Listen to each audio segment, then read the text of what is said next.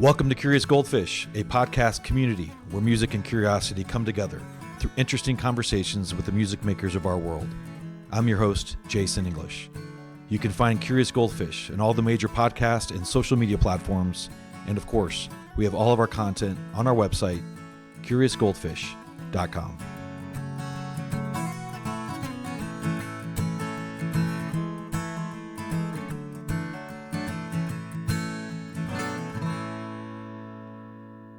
Pooja and Noah from Koyal, it's a pleasure to meet you all. Thanks so much for your time. How are y'all doing? We're doing great. Thank you so much for having us.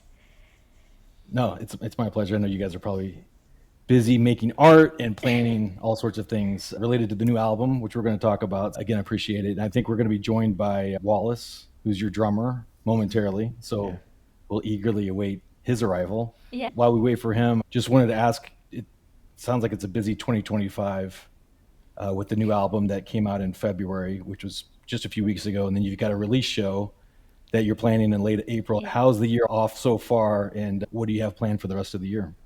Yeah. So it was really exciting moving to a new city, moving to LA, and then making a splash, dropping a new album. Then we dropped a music video for Gasoline. In a couple months, we'll be dropping a remix album.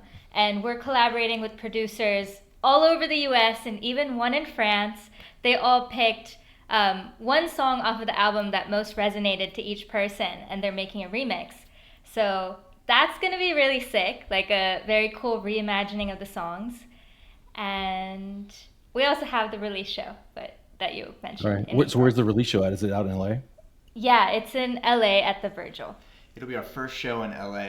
We, like Pooja said, we moved here, we quickly settled in, and we're like, all right, we're off to the races. Like, let's get going. We're here. Let's make it happen.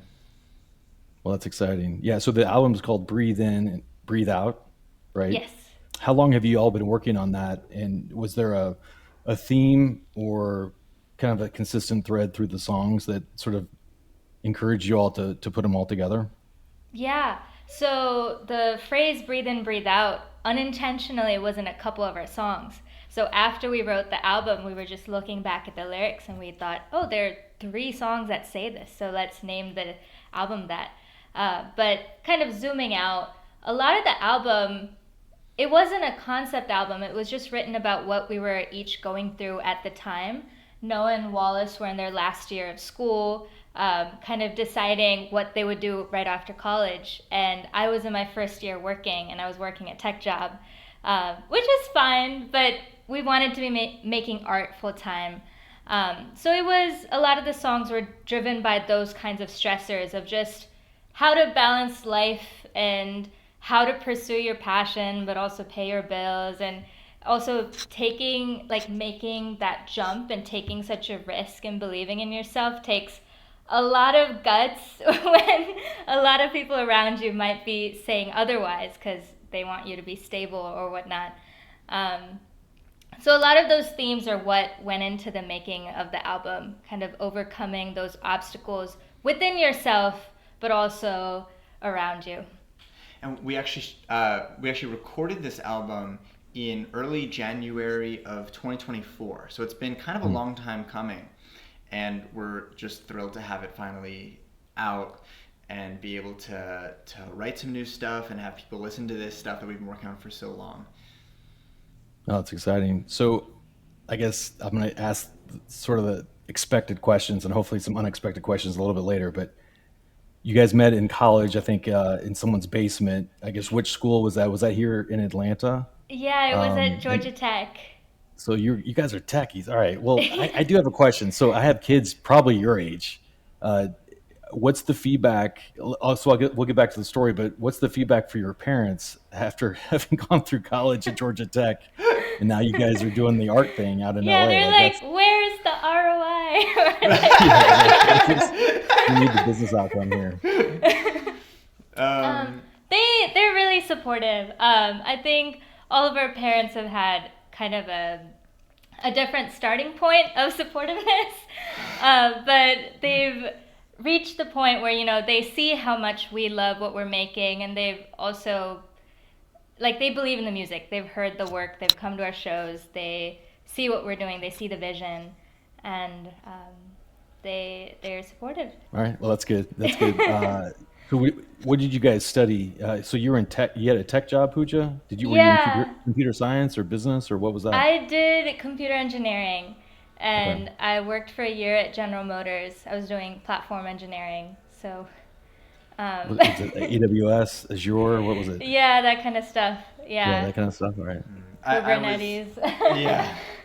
I was a computer science major at Tech, and Wallace was an industrial engineering major with a master's in data science.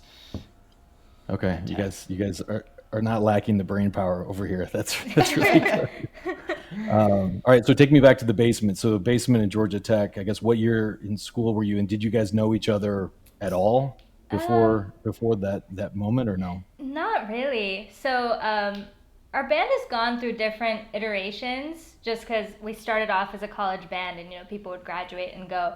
But we formed during my freshman year when I'd be doing homework in the basement and I'd text my friends to come over and do homework with me. Um, and one day, one of my friends said, "Hey, well, I was supposed to be doing homework. I was writing poetry instead." And my friend was like, "Hey, why don't you try singing one of your poems?" And I said, "That's a silly idea." But he was like, "No, just give it a try." And it turned into a song. And he was joking. He was like, "Oh, wow, we could start a band." But I kept thinking about it all night. I was like, "Wait, what if we do start a band?" So then I just go up and find people who played different instruments and ask them if they wanted to join. And that's kind of how we all became friends and started the band.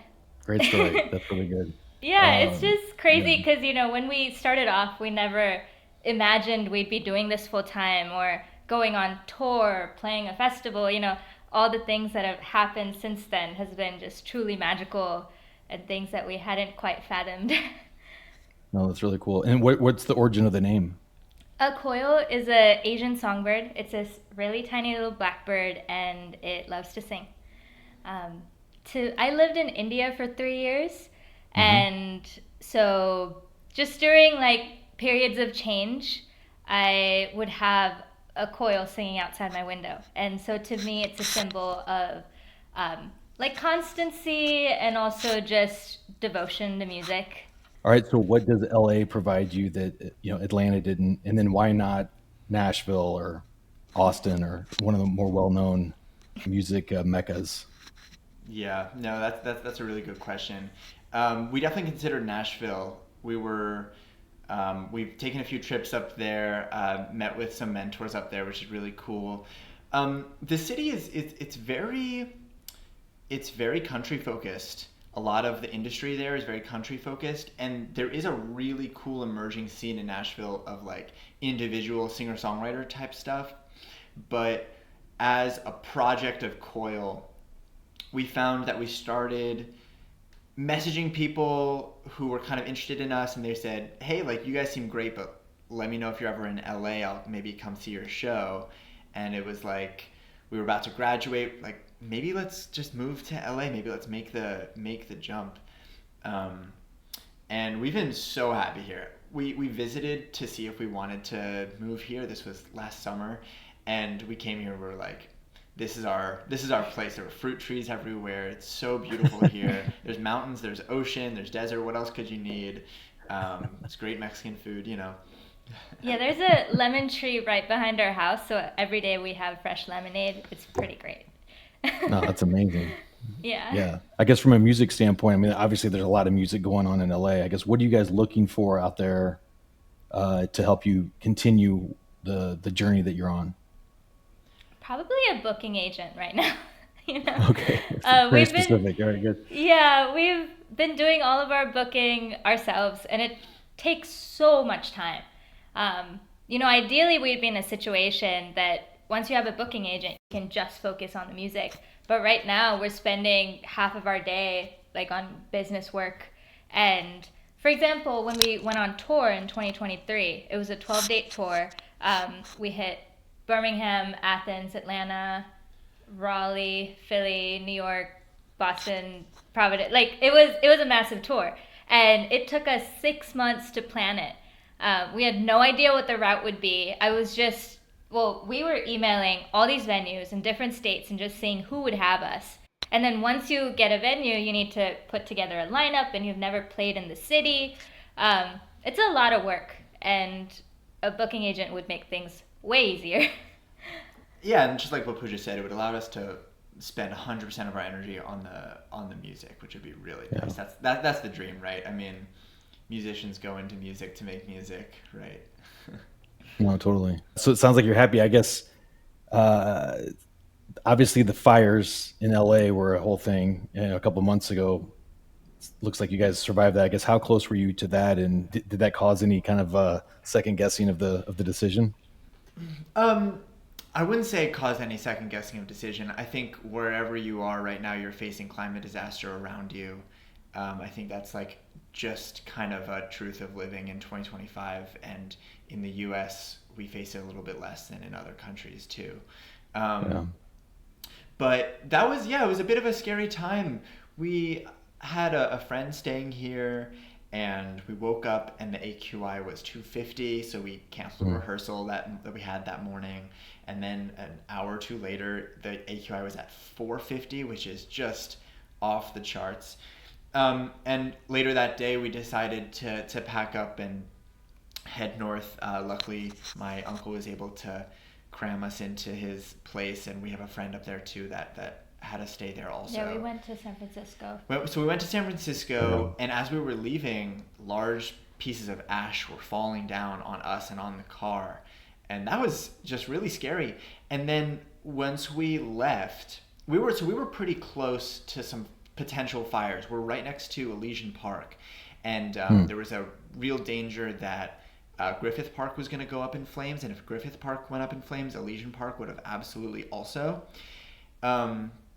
And so we left, and the path that we left on, actually only a few hours after we drove through it, a new fire popped up there, and it was one of the deadliest ones that was the one that really leveled a lot of Hollywood homes, and that blocked the path that we took to leave. So it was a scary time. It's so sad for our new city. We just feel we feel and we see the hurt everywhere, and we also see a lot of people, especially in the music community, really standing up for each other. We were walking around the other day in Silver Lake, and we met a carpenter working on new wooden desk for someone who had lost everything, their whole studio in the fire. So we're seeing it everywhere, that people are really showing up for each other, which is just we feel that community here. We feel that there's like a really strong creative and musical community here. So that's really special. Yeah, the musicians always kind of rally for each other, right? And rally for the community. It's really cool to see. Yeah. All right, so back to the album. I guess I do want to ask if you could pick a song off the album that's the best representation of who you are as a band today, and what you all are all about and believe in, and the best representation. I guess what is that? And then the song I actually want to ask about is called Half Alive. I think it's the last track. So I want to get into that a little bit deeper. But yeah, each of you, like Noah, for you first, what do you think is the best song that represents you all right now? That's a good question. I think the first thing that comes to mind for me is Gasoline, representing this like really cool, interesting, there's like some psychedelic rock elements of it. There's this like very fun synth pop thing to it. And I think it just represents kind of this unique sound that we're building as a band, for sure. I would expect to hear some more of that in our future projects, honestly. It also has a part A and a part B, which is pretty cool about it. It doesn't follow the conventional song structure. I would say my pick would be Half Alive. It is a bit of a darker feel than the rest of our songs, but it definitely is the song that we're most proud of. I wrote it 6 months into my first job. The thing was that I was grateful that I had that job, but it marked this point where I was putting in all of my energy into my 9 to 5, and I wouldn't have any energy left to create anything. Just this like creative block, or not necessarily even block, just lack of energy. And then I woke up at like 4 a.m. in the morning with the song in my head. And I like pull out my phone in the dark and record a voice memo. And that was a moment my subconscious was working through the fact that my heart was fully in the music, but I wasn't living where my heart was. And that's what drove the song. And by the end of the album, or by the end of us writing the album, we'd all decided that we were going to pursue music full time. So it's cool that the music wrote itself and also wrote our lives in a way. No, that's really good. Yeah, I mean, I can attest. I've been in tech for 25 years, so I still have a tech day job, and it can suck the soul from you pretty quickly, especially over that amount of time. So I totally appreciate you kind of second guessing or wondering what the heck are you doing with your time and your energy. I totally appreciate that, and I think. Obviously, I'm way older than you all, and it's probably a cliche to ask this, but when I think you guys have a lyric video out on YouTube of it, Half Alive, and yeah, the words are incredible, but it's, thank you. I hate to say it, but it's like your sad girl song a little bit, which is weird because all the other videos that you all have put out, it's Pooja smiling from ear to ear and being so happy. So it's a really interesting dichotomy, Yeah. I guess we can't always be happy and exuberant. Like you have to embrace the other feelings too. And we have Wallace here. Special guest. Wallace is in the house. All Our right. very special guest. Hey, grab some of the... Hey everyone. I'm very sorry I'm late. I apologize. It's a typical drummer, Wallace. Yeah, right on time but not on time. Worries. Yeah, nice to meet you, man. Appreciate your time. So it's actually good timing. So I was asking your bandmates about the songs on the new album and which one for each of them represent the best representation of you guys as a band today. So Noah said Gasoline, Pooja said Half Alive. What about you? I'd say Hiatus. Yeah, Hiatus is what comes to mind first because it has like a lot of the fun energy, I think, that comes with the darker themes of the album. It's kind of like a... Sorry, I'm a little out of breath, but the mind is there. That's right. We can wait a second. We don't have to keep this. We live on top of a hill, so Wallace had to run up a hill. I ran up the hill. But I would say thematically, like Half Alive and Hiatus are kind of on the two sides of one coin, where the coin is like there's like an upbeat theme, and then there's like a very serious, a very thoughtful theme, but the same coin is like this feeling of like a little bit of like lack of expression, and our answer to that lack of expression. Needing reprieve. Yeah, needing reprieve, and so I'm split between Half Alive and Hiatus, but I'd say Hiatus because it's more of like an upbeat, kind of fun version of that same feeling and response to that feeling. Yeah. Both songs are about wanting escape. In Hiatus, you talk about it a bit more joyfully, where you're like, hey girl, don't you know I'm on vacation? And in Half Alive, it's like, please set me free. Like, please let me go. But it's about the same thing. I mean, it's so, I'm so like, I love doing this because if you listen to Half Alive, I mean, you could come up with 12 different situations and scenarios where it would make sense. Mm-hmm. And I would have never picked the fact that you're like I don't know if it's a real cubicle, but a symbolic cubicle doing tech work for a big giant company. I mean, it's so funny. Yeah. But it could apply to like a family situation, and it could apply obviously to a romantic situation or whatever. But I would never have kind of put that as the anchor inspiration for it. Yeah, so, there it is. Yeah, it's for that, cool I guess that's it's cool art, that right? it can have different meanings. Yeah. Yeah. Reader response. That's music and art. So in terms of you mentioned the remix project is the next one. How did you come across the producers that sort of raised their hands and said, we want to work with you all? Like, Can you share a couple of the names? Totally. A lot of them are friends of ours, which is super fun. My friend Jonathan, he's Elitrax, Elitrax. Yeah. He's just, I've been making music with him since middle school, and so it was an easy first name to pop up, and his remix is so amazing. It's this like very dance EDM gasoline remix. And he's also doing one for Half-Life that we haven't heard yet, so I'm excited about that. And then we have someone that we found in LA who we're now friends with named Sunkin, SUN space KIN. And he has been amazing. He's got this great setup in his place with these like very boutique synths. We had a really good time working on that with him. Yeah. We also have Prosper Lesieur, who is from France. Oh, wow. Met him at a jazz club in Paris like 4 years ago or so. And it was cool because I was there as part of a school trip, and he was there for extra credit from his school. And his professor was playing in the band, and my professor was in the audience. And he was so funny. He like pulls out his laptop from his bag, and he's like, "Want to listen to my beats?" And I'm like, "Sure."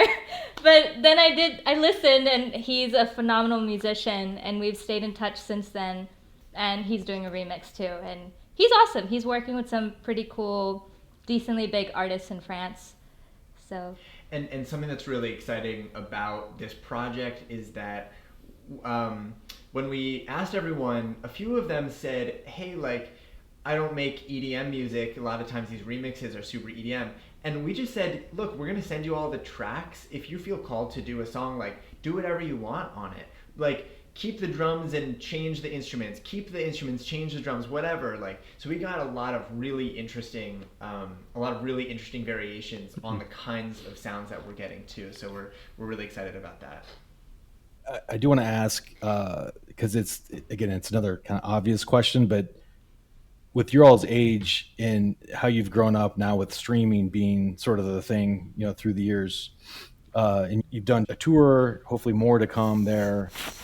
There's the social media aspect, and then there's the streaming. I guess if you guys were to set band goals, where do you point your focus in those areas? Is it the tours and getting people to the shows? Is it the followers, or is it the listeners on the streaming? How will you all measure success, do you think? I'd say it's more about like the real fans. The numbers come with having people who are really excited about us. And what that means is posting content that people are really excited about, and that gets them excited about us as a band. Posting music that we're really proud of that gets people excited. Putting on a completely killer show. Because once you have, I'm sure people like this who you say, "Oh, like, what have you been listening to?" And they've been waiting for that question. They have a band in mind that they've seen live, they are absolutely obsessed with, they love that band or that artist. And if people get really excited about what we're doing, then the numbers go up too, right? Mm-hmm. Yeah, Okay. I'm thinking of two instances where we've really seen that. One was after we played Brookhaven Cherry Blossom Festival, which was insane because we were opening for Bare Naked Ladies and Crash Test Dummies. Never even imagined we'd be on that same lineup. But a lot of people saw us there for the first time. They had no idea who Koyal was. We just like show up on stage, There was and about 5,000 people while we were performing there. yeah, and it's really cool when you can discover a new artist and just see them play live for like the first time that you see them. And then after the show, a lot of people came to talk to us, and it was just super exciting to see, like, get that energy back where they're like, "Hey, I loved your set. Like, I'm so excited to follow you." And then they bought out all our merch, and we're like, "Thank you." And then we met those same people at our next show in Atlanta, yeah, too. they came Right. back, which is awesome. Because, with your friends are super supportive. You text them and say, "Hey, come to a show." They'll come once or twice. But it's different with, like, real fans. Same in Boston. We played a house show, and it was a Monday night.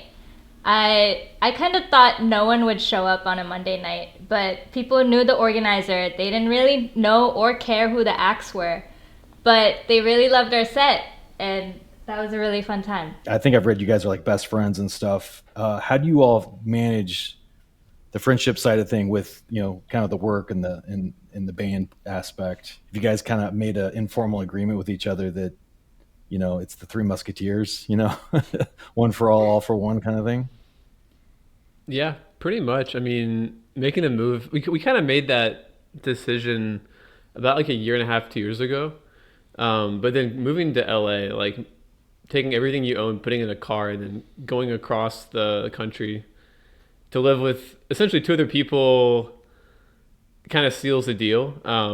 But as far as the balance of like, friendship and like all the things we have to do to keep the band going, it's definitely like a balance. Because you'll be like talking about something, and then you'll go to a sidetrack about like some merch thing or something we have to figure out, and you put on this like brain problem solving cap, and you're like, wait a minute, we're trying to figure out where we're gonna go next week to get food, and then like vice versa, be hanging out, you'll be like in the studio trying to get something done, then you'll be like talking about some funny thing, and like you'll get off track. So like it's always a balance, but we do pretty well. We're pretty organized, but we also like, I don't know, we have a good time. Yeah. Pooja is like having two other brothers. Yeah. Well, Noah and I are dating, so he's not my brother. But Wallace. I was wondering. Yeah, it's not obvious. Wallace is my favorite brother. It's not. Yeah, it's not very obvious. You can't. It's not like you can look on Instagram and like immediately know. So like, don't. Yeah. Well, I don't. Listen, it's all good. But I was going to ask you. Actually, ask like, what about romantic relationships entering into the fray? There you go. Well, it's funny because when we make plans, when we're making plans in a few weeks or something, we always text the band. It's like, oh, I got to check with my girlfriend first, but it's actually the band. Yeah. I think Wallace just had that. He's got a good friend coming to visit. Yeah. I have a friend coming in like the weekend after our show. And he was like, yo, can I crash at your place for a few days? And like, we're always trying to plan obviously like I messed up today, but we're usually on top of things like a few weeks in advance and everything. So I was like, okay, is it okay if I like have this friend over for the weekend? So like, just in case something pops up, because we're always like, you don't want to miss anything happening with like some little band obligation or some social thing we're doing. So it's kind of like sorry, like my friend texted me, I was like, sorry, I got to ask the girlfriend first. And like, I open up the Koyal group chat, That's amazing. I mean, Wallace, like thoughts and prayers for you, my man. Yeah. Thank you. Okay, well, I am curious now. Okay, so how did the romance start? Okay. At what point was this in Atlanta? Was it good question? Good question. Yeah. And then Noah, for you, it's got to be like, okay, I like her, and I'm assuming you made the move. Maybe Pooja made the move. I don't know, but you probably had some questions about the impact of this, because this, if it goes bad, it goes bad for three people. Yeah. Actually, I really want to hear how you're going to sell this. I'm really curious. I joined the band like about a little over about 3.5 years ago now, and Pooja and I started dating pretty soon after I joined the band. Yeah. We had met a bunch of months beforehand, and I don't know, it wasn't even a thought then. It was like, let's see where things go, and then we really enjoyed our time together, and it's just kind of kept up that way. Yeah. In a really nice way. I don't know if this was necessarily a move, but I played an epic prank on Noah and Wallace. This is not a move. Is this really a move? It wasn't meant to be. Okay. We were trying to decide if Noah was going to join the band. So it was just like a very casual get-together thing. Oh, that's what we were at that point. Okay. Yeah. And so I was with another friend, and we got a dozen donuts, and then saved 2 donuts. I like cut very small slits in them and put mayo inside. Oh my God. And you could not tell. It just looked like a cream-filled donut. And so then Noah and Wallace show up, and I'm holding a safe donut, and I give them the rest of the box, and they both take a bite in, and then they get like pretty deep into the donut, and then finally Wallace spits his out first. He was like, Pooja, what did you do to me? She has this like look. She's like she can't hold it back. Yeah. And then Noah was like, wow, I can't ever trust you. Right. And then he fell for me. Right. That was it. Wow. That's awesome. Relationship born out of lies. No, but I remember when Pooja told me, because it was like after some rehearsal or something. She's like, well, also I have something I want to tell you. And I was like, oh my God, what? And she's like, no, I don't know how you said it, but you said the word together. And I was like, because I know Noah for like a year at that point, and it was just like this like, whoa, this is awesome kind of feeling. It was like pretty crazy. It's pretty crazy. All right. Well, Yeah. Thanks for sharing. That's There you go. There you go. Congrats, and again, Wallace, if you ever need somebody to talk to. Oh, no. I'm doing all right. Wallace is... All right. Never No, mind. go ahead. Yeah, no. I was gonna say, like, I mean, people, sometimes we joke, we're on stage and we're like, well, Wallace is single and the girls love him. They're like, woo! So it works. Something like that. Yeah. Some The Brookhaven. There's some hyperbole. Yeah. All right. Well, cool. Well, thanks for sharing that. Okay. Well, kind of a question for each of you to kind of wrap up. Did you all watch Ted Lasso by chance? Yes, I've seen all of it. I've seen a bit of it. I know the characters. I don't know like the full arc, but I know the characters. Okay. Well, that's your home. Since Okay, you're single, Wallace, there's plenty of time. Oh, yeah, That's plenty of your- time. that's your Yeah. Okay, great. Oh, right, No, right. We heard that your podcast was inspired by Ted Lasso, Curious Goldfish, be like the goldfish, right? Got That's it. right. Exactly. Got it. It's all up Exactly. here. So, and I could go into a lot of it. I'm shocked that they're coming out with a season 4, but I'm Me like so too. excited because It wrapped it'll up be, so amazingly. I thought it was an amazing I know. end. I I'm can't, hoping that it's going to continue being good. Yeah. So anyway, that's awesome. But Wallace, you got to watch it before season 4 comes out. I'm taking notes. It's on my to-do list. But anyway, the big theme of that show, what I'm trying to apply here is this notion of be curious, not judgmental, which is one of the scenes in the show. So you all are still young, out of college, but now like embarking on this musical journey. So Wallace, I'll start with you. At this stage in your life, what are you most curious about? Ooh, like anything, not music, anything. Anything, yeah. That's a great question. Ooh, I would say truth. Like I'm always interested in understanding the truth, like whether or not it's just because it's very easy to get a biased view from everyone in this day and age. Like knowing and understanding not only what things that are actually happening and why they're happening, but also like the truth within myself, like trying to understand at the core principle what I believe and why I believe it, trying to underpin my own like personal philosophies and understand why I do the things I do. Because then if I understand that, it's easier to direct my own behavior towards things. So I guess understanding on a general scale, like why people believe the way they think, why they do on political world, non-political world, and then also in myself. Like that's the thing I'm always thinking about. So especially I feel like it's especially relevant in my 20s, but always curious, trying to examine myself and examine the world and give people the benefit of the doubt to understand why they believe what they believe. So that's like a very broad answer. I could talk for. This is a great question. I don't know. I'm like now my brain's all like very open now. It's a good All right, question. well, good. Well, thanks for sharing. Noah, I'll go to you, and then Pooja, I'll let you close it out. Noah, what about you? What are you most curious about? What I'm most curious about, it's interesting, this question of like curiosity versus judgment. Right now, I've been really curious about my creative and technical limits on guitar and in production. I've been on a really like intense practice grind for guitar for the last 109 days or so, and for a long time I kind of wrote myself off, and I was judging myself a lot of like, oh, like I'm not one of those guys that can play the guitar like that. I'm not one of those guys that can make stuff like that.